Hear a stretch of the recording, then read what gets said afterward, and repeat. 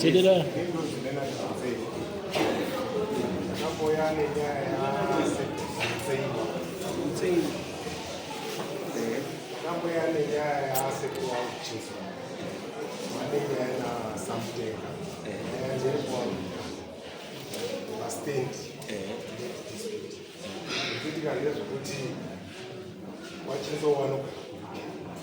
Saka wakatipa powers of battle. Saka ndakada kumboya ndikamuitira ndakamira sachizati ini papa hati tisati ndaenderera mberi ndakangoti ndozivaina tinzeiwa ndokumira atichaona chinziro akati aiyo inotoda tichaona chinziro wacho auye amirwe. Saka ipo papo ndipo takangoperera tatamirira wachinziro wauya, so wachinziro wauya. Okay, sangausitaura yakamira sei? Pamusoro tichaona chinzou. Yes. Mugore ra2017 ndakanga kutoshanda ndiri kunze, saka takauya tiine urongwa hwemusha medu tichadomora mai ndobva ndakungofambirawo masabhuku ndichitsvaga pekugara. Saka ndakaenda kwasabhuku Mangwana ndichikumbirawo nzvimbo yekuti tizoita musha wangu. Saka sabhuku wakatiwo mune nzvimbo dzirimo dzine vanhu vakasimuka, ndichasara ndichikutarisirai ndokufonerai zvamati mune waniki muri pano. Ndabvapo kwakangopera mazuva mairi wobva wandifonera sabhuku wakati sachizosvikai ndikurakidzei pane nzvimbo dzinokwana nhatu dzinoda kuti muone. Saka pandakasvika kwasabhuku Mangwana tichitaura tiri mumba mavo ndakati imi pane dzamaona dzachoni yamunofunga kuti iri nani vanedzese ngatitange tinoona ikoko, kana pasine ndisina kufara nayo totarisa pane the next one. Saka takaenda tikanoratidzwa panzvimbo paitaridzwa kuti pane vanhu vaimbogara pamatombo, paine mabuildings akapera, pachitaridzwa kuti paive newaya, then pane magum trees akatenderedza the whole yard fence yatendereza. So samangwana vakandirakidza nzvimbo iyo ndikati panapa pautadzika zvakanaka, ini ndikupa faraini saizi yerendi yacho ndiyo saizi yandiri kutsvaga, ndokwanisa kuita maprojects andinoda kuita. Ndikati so zvandaitarisirawo panzvimbo yandinoda access yemvura, chanje kutogona kusinga mvura. Saka ndakabva ndakupa faraini ndikati dzimwe nzvimbo zacho dzakakura kupfuura pano here, akati aiwa dzimwe nzvimbo idzo idoko panapa patauni. Ndikati pakamira sei history yacho, vanhu vaimbogara panapa, wakabva sei wakaenda kupi, hapazoiti here maproblems. Wakati no vanhu vakatosarenda nzvimbo kwasabhuku muna 2002 vakasimuka vachienda kunyanga. Saka kusimuka kwavaita mazuva ayavasimuka mamwe mabuildings anga achiri intact. Paive neorchard yanga yakanyatsogadzirwa zvakanaka, paive nedam plus plantation yemagum trees nefence yavo iyoyo. Saka wakasiya soko rekuti kana mazowana paita munhu anga kugara panzvimbo ino munozotizivisa nekuti tine zvinhu zvedu zvatakataita kudevelopa nzvimbo tozodawo something from that. Ndikati ko havana vanakomana vakawanda here vangazode kudzoka pano? Vakati no, kuziva kwatiri kuita pari zvino tinogona kucheka tiverify, asi pari zvino vana vavo vese mukomana tinoziva kuve 1 pane vasikana vane dzimba dzavo, mukomana ane musha wake. So from that point wakati nekuda kuti pane zvoda kubhadharwa izvozvo, the first thing wakati ngatizivise ishe kuti mune interest yekuti mugare panzvimbo ino nemamwe maprocess avanoita emuvillage ekutaura nemavillage committees. Then ubva wazofonera vamutenga, ndofunga ndiwo vamutenga wakafonera kuti waona munhu wakagara panzvimbo. Wakandiudza kuti ngatironge zuva rekusangana. So pakazopera that week on the Sunday tapedza program yekumba kwedu takazonosangana ini nasabhuku Mangwana tikati panodawo mwana witnessa, tikadedza ishe Sachiragwe tikasangana nawamutenga. Tasangana paya takataurirana, hatina kusanganirana panzvimbo nekuti vanogara kunonzi kuChirindi, saka saibva kuChiragwe kumajesi. Takanosangana paNyamazi pashopu panonzi pamakoto paparimora pacenter point. Tasangana ipapo takataurirana, vamutenga vakataura mari yavaida pazvinhu zvaivepo. Ndinoyeuka samangwana vakaomedza zvekuti ndodaira kuti paukama hwavo pakugarisana vanomita mwana vachimuti hatisi kutengesa stand, nekuti ivhu nderenyika haritengeswi. Iwewe zvinhu zvauri kutaura zvizhinji hapasisina. Dzimba dzakasoparara, fenzi makasiya yakabiwa hapasina, asi miti iripo, magum trees. Orchard yakaparara zvakare, pasara miti mishomanene yeorchard. Mukutaurirana ikoko wakatanga kutaura mari dzakakwira, asi takazosetla $1,250 US. Ndikawapa mari yekubata ipapo $50 US. Ndikati ndafambira program yamai nefamily handina cash, asi ndichingodzoka ndobva ndakutumirai mari yei. Mari ndichatumira kuna sabu nekuti ndaenda kwasabu kunditsvaga pekugara. Saka imi munozoenda mozopiwa kwasabu ndiwa munokomunicata naye. Saka kubva ipapo ndakadzoka kubasa. Musi wa 23 August 2017 ndikatumira $600 US. Musi wa 26 August ndikatumira the other one. Kupera kwa August ikoko ndokuda musi wa 30 or 31 samangwanda wakandizivisa wakati tapedzana naSamtenga, tavarongedzera pasoro yavo, sachinzosununguka inzvimbo yenyu hapasina kana problem. Taakuchiita process dzedu dzekunyora mubhuku, moona kuti magadzirisa zvinodiwa kwaishe. Ndikatofondera zvakare kuti ishe chii chimwe chandinoda kuti ndigadzirise, vakandiudza zvinosanganisira mbudzi nejongwe. Ndikatuma kamukamuzukuru kangu kari kumba kwedu, tikagadzisa izvozvo zvikava zvapera. Tikagara murunyararo from 2017 September. Come 2023 February, 5.5 years later, ndaive mumwe muzukuru wangu ari kundibatsira pamba kufunga uyo ari panapo ane 2 vana vake maminors, ndiye ari kundibatsira pamba. Saka uri mwezi musi wa 8 February akandifonera kuti sekuru pano pasvika vanhu, pasvika vanhu Samtenga, asi wauya waine truck nevarume vanosvika kuma-10 or so. Wapinda wakati panapa panonzi paMutenga. Ndikati kuti mashero here, ndikati but ndiye munhu watakataurirana naye anogozvoka achiti pano panonzi paMutenga zvaita sei. Anzi watopinda wakabva wadzika pasi kwemunda kwaive nematongo kuti dzimba dzangu ndakavakira noti pawanga wavakadzawo ndakavaka the other end. Saka wakaenda ikoko almost closer to half or 2/5 of the land. Wakabva waisa waya, wabva wagura munhu, wakati ndekwangu ndekwaMutenga, iwe chinzo unogara. And nemaitikire zvaiitika ipapo zvakavhundutsa vana. Saka chekutanga ndakavaudza kuti vana tarisai, kana muri safe, first thing is your safety. Endai kwaSabhuku, first thing munotaura ikoko. Ndikafonera Sabhuku ndikavaudza kuti ndozvakuitika kumba. Saka kubva ipapo ndakaitoona kuti ndikwanise kuuya nasingakwanisi panguva iyoyo. Ndikasaka tingaite sei kuti igadzirisike nyaya ingade kuti iende nzira dzayo dzemataya. Ndipo ndakazogadzirisa zvepower of attorney. Ndikakumbira muzukuru wangu Muzeiwa kuti anga achindimirira kuenda kwaSabhuku kana mataya ese panhau yemunda iyo kufamba kwazvazichiita. Saka pawakaenda kwaSabhuku ndo pawakatraya kuti vadedze vaMutenga. VaMutenga vakataura kuti havatongwi naSabhuku, havasiri under Sabhuku. Ndikasaka kana vadaro kuti havasanda Sabhuku tinoenda kupi? Ndikati okay, next step inogona kuenda kwaShe.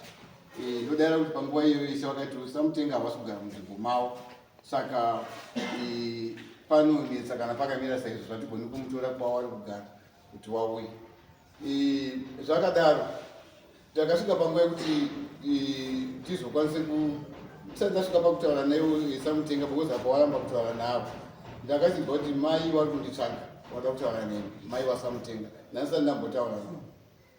Saka ndipo ndakazofonawo ndikataura namai. Mai vakabva vanditsanangura kuti aiwa, iwe wakazoronga nyaya yenzvimbo iyi nemwana sei. Ndikati aiwa, ndakangopiwa nzvimbo naSabhuku, pane zvakakanganisika here? Mai vakati aiwa, nzvimbo ndeyangu, mwana uyu nhumbi yake yakatobatira panzvimbo iyoyo.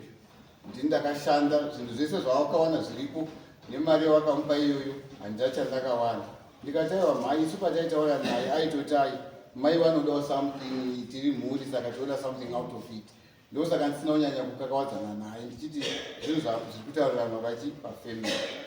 Saka zvadaro tabva ipapo hatina kwatakagona kuti tiendere mberi naSamtenga muna 2023.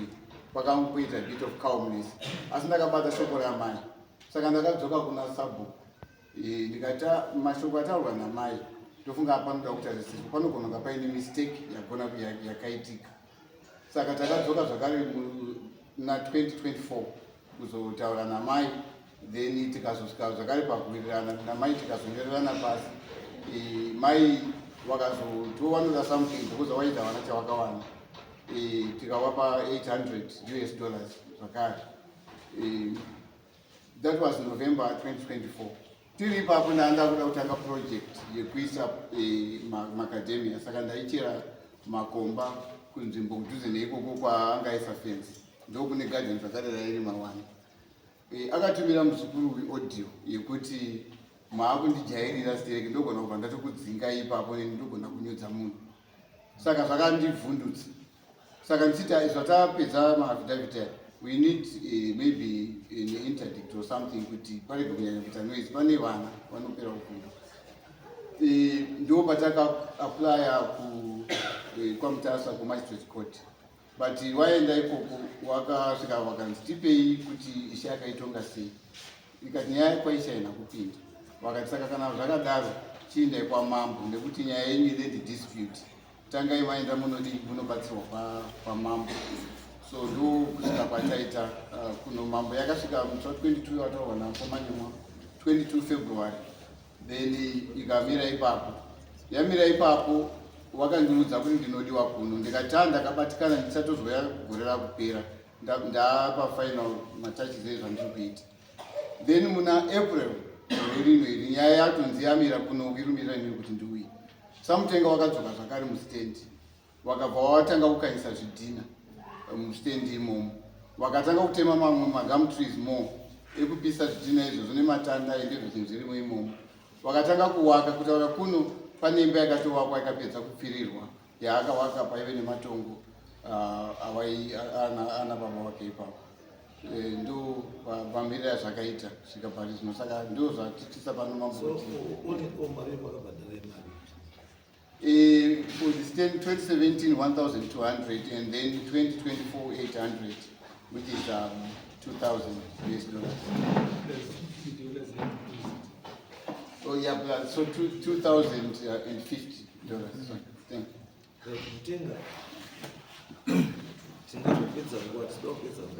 Did you receive that money? Kamsalemana. Yes. Ndakaedza kutanga sachinzou one vanhu vamatuma kwandiri makaira nawo izvo zvakaita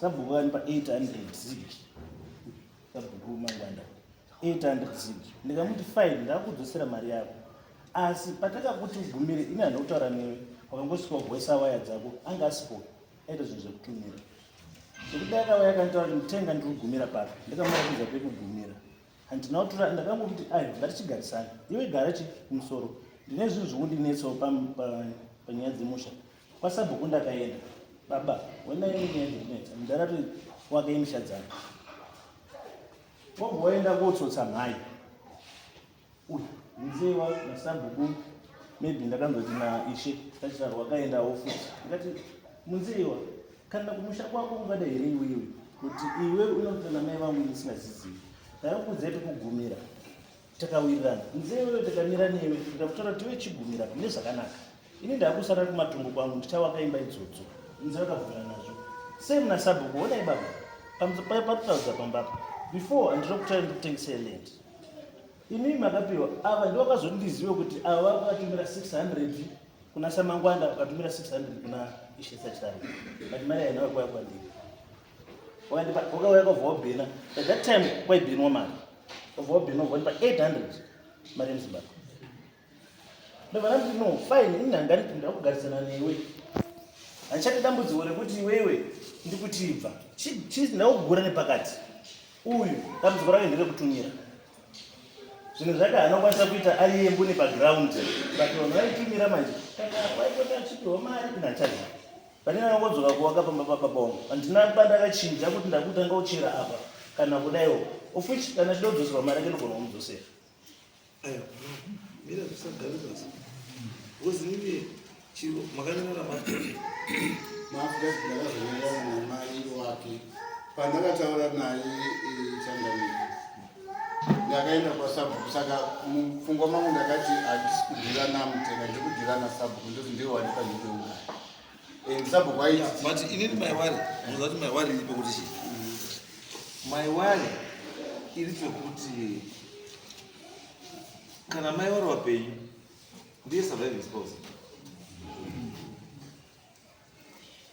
mai ari mupenyu ndiye surviving spouse saka decision yamunopiwa namai ndiyo iri correct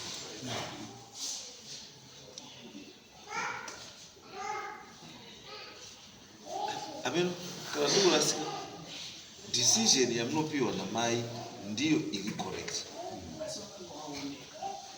asi mai munoona nyaya pairi ukazwa payatangira kuti vanhu havachatogaripo vanhu waakugara kwaugara vari kwachirinda kwazani vari kuchirindi chirindi handiti which means vanhu hava pasagari mumhatso ini tida kuti chizive manje pawakambobvapo wakabva wachiti tiri kudzoka here wakabva wachiti ndepedu here hatiri kudzosa takasarenda here wakabva wachiti chii because kusabhuku uzoite simba rekupa umwe munhu anofanira kunge anyora tsamba yekusarenda kuti ndaakuenda handisiri pano ndaenda ndakuenda but kana pasina tsamba manje yakanyorwa nemunhu yesarenda letter it becomes a problem now ini zvandikubvunza futi kuti munotora nenyaya yemari but whether yanga iri zigi kana kuti yanga iri bondi kana kuti chii as long as you accepted that money it means that you are in the deal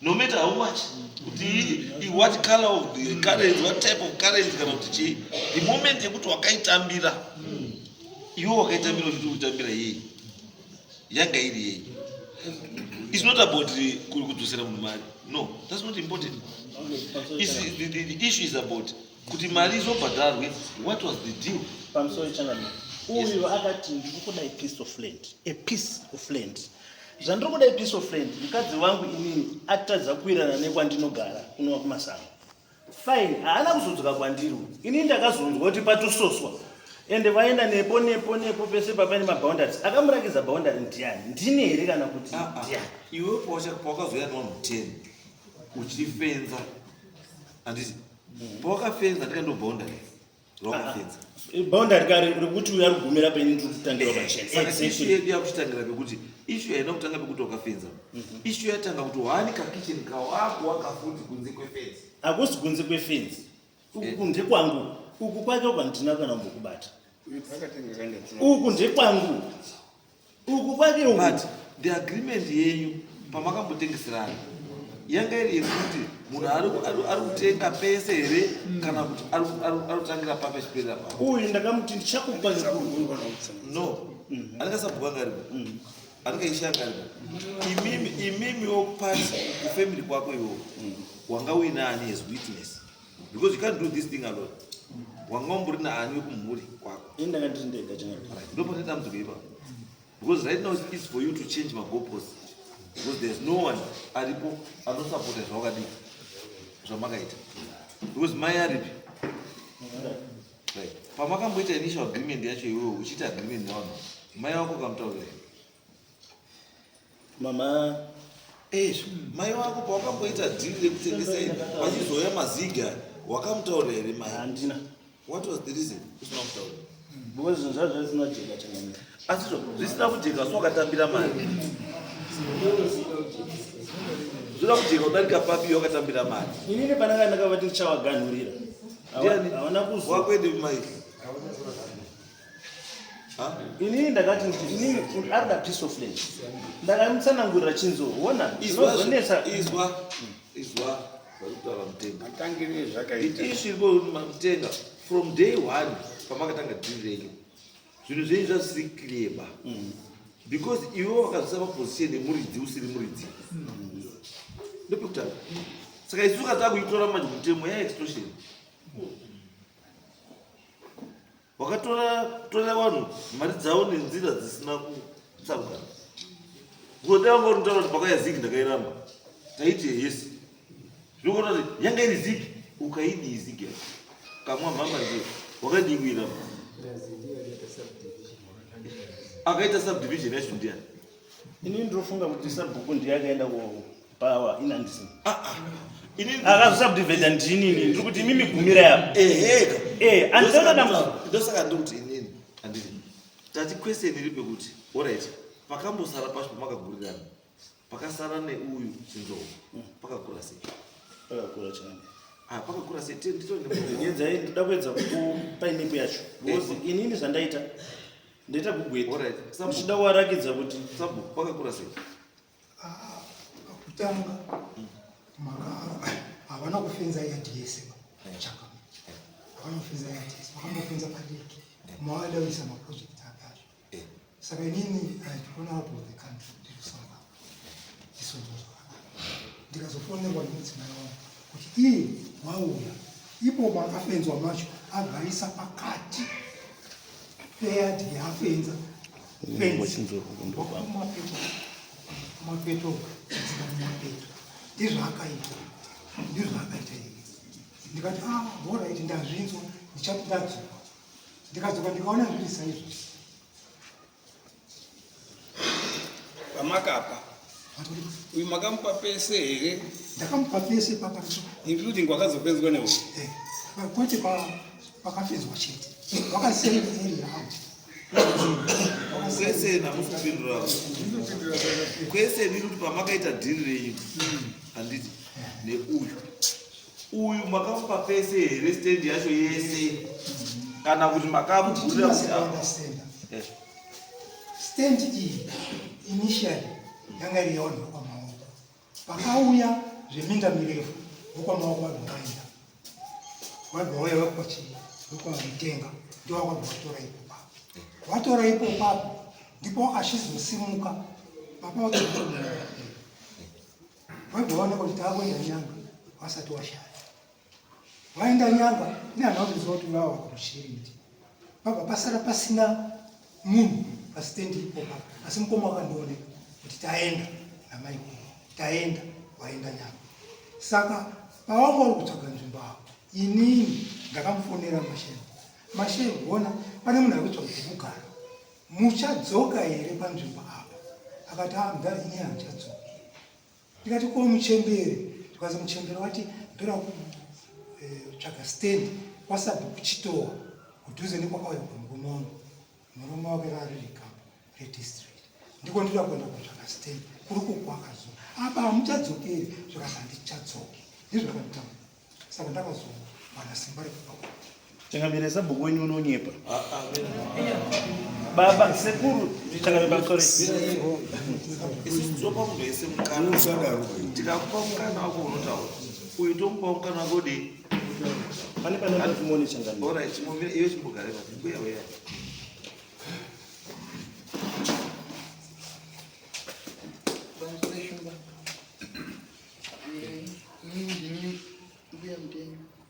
zvinondirwa mwana wangu iwani ari wani masikana pacha zvinondirwadza ndechekuti ndakazosiyirwa nomuri baba wacho akaita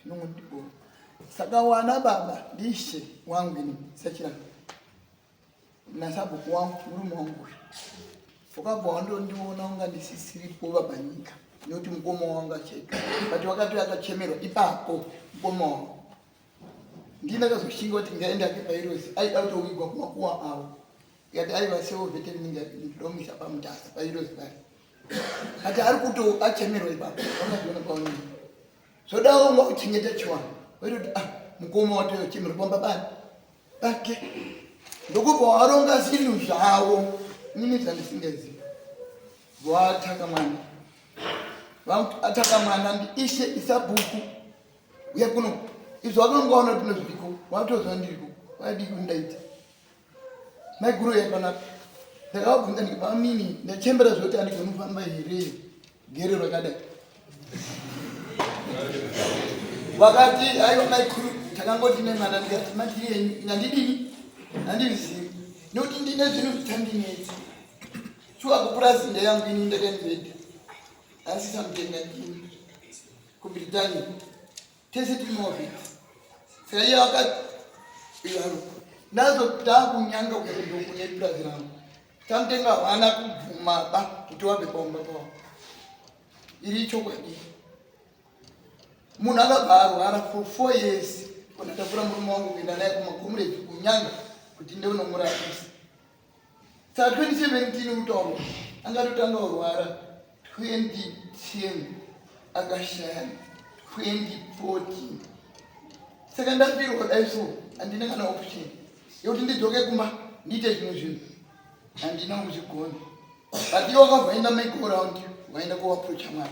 Mwana abatoto ndiri pano semunhu wemukomana zvijeisa ngochamusha avati ndini baba ndiufunga kuti ndizvo zvekuti dai wakagona kuti wataureni kuna kusina zvesizvo pawakazoita zvesizvo ini ndikukumbira kuti kune chiwano chinoitika something wachemerwa apa akuuya chitoko buya rudhika everyday gore negore tikaibvairo zinomusvika rakadzika kuti tizvifambire zvekutaura zvinofambira takafambirawo ino kurira pera pamberi imatopiwa ga tafambira zvikandaro kuti mipanda zvachemerwa dzimba dzangu tikatanga kugadzirisa ezvo zvokuti zviti titori muchiziso kuti tigadzirise semuri. Saka uyo wakabva angoita zvaiti akamhanya handisi musapoti ungadai akadzoka kumuri zvotaura namambo kutaura nemhuri nyaya dzake iye munhamba 3 kuna wakuru wasikana 2 wakasiwa kuondoko ndiserano yedzo beka 81 but ana kuzviitana ndine urombo mambo handidi kuanza nyaya zvese zvakataura kuti wakazokona ava tamanyumwa naishe avanokona vasako wakanga dowedza kugadzirisa nyaya yavo ndongwa but ini semunhu mukuru navanhu aiva inowanika saka iwewe wakazvidini mari yacho apiwa kana ngotaura kuchirango kana chii. Saka wapa pese here evasiya dzimba dzamugara dzimba nekuti pamwe pane chazumuka saka handina kuwapa pese ndokutaura kwake ati zvakanaka saka ndiri kuti wakazondipawo nyarara henyu $800 ndikati ndiri kutenge migamu ndiyo inotengeswa neuchadi uku kumusoro pane dzimba dzamutengeri mumire pakadaro pane chiri kupisa akati ndataura nao but wakazoenda kuti nehondo muriona nehondo kusvika kwesichi ndine urombo chachindo nezvinhu zvakaiti kuti mwana akabva amhanya semamhanyira akaita kutambira kuti nyaya isiri yake ati apa ndiri kukumbira zvimba ndambomunamadhake mwana mukomana ndiye baba ine ndiye ndakapamvura ndanisisa ndiona pamwe ndimudhara ndiri kukumbira baba ndikuisa musha wangu wandakagarira ngatiite zvekuti titaure zvakanaka newe inda pakati pako nachinzo chinzo mwana wangu iwe uri mwana wangu saka ngatingoti wawane kwawanga uri kwana kwekwe wosiya pane dzimba dzababa wako uchidzikawo kudai chinzo wachikwirawo kudai mugarisana saka zvapari chinzo tindurudere pakandoti pangu hakuna ndapera ndiri kubada ndati ndakuda kuchinzwa kuti vanoti asi kuna shefu wangu wabvunga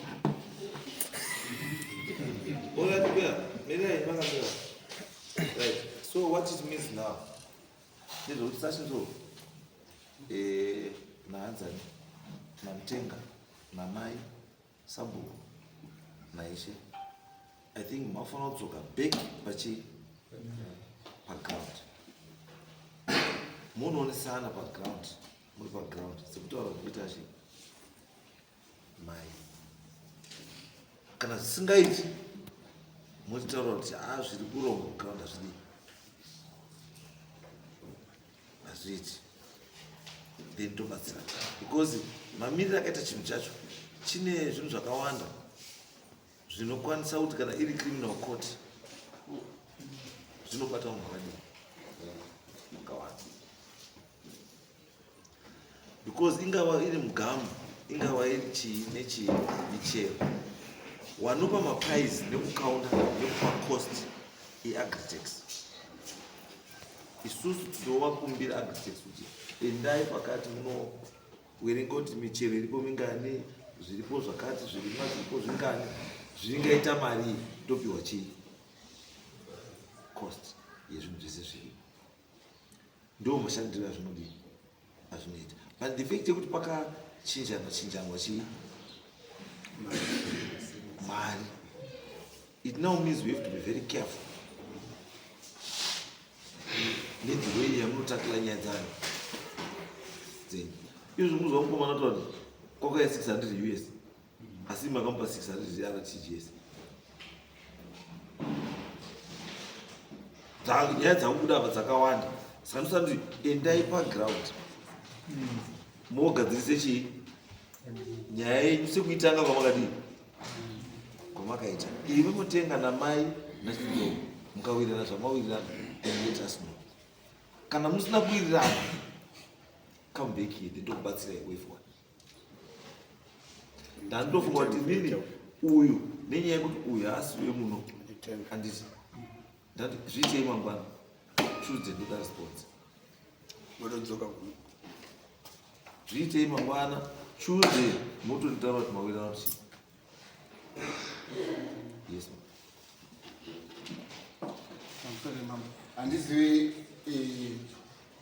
pane kutaura kuri kuita hama dzangu idzi ndiri kuona kunga mumwe mastatements mamwe ari kuchinja. Chinhu chekutanga pakupiwa nzvimbo sekutsanangura kwandaita, Samutenga amenoda ishewa chibvumirwa kukuru.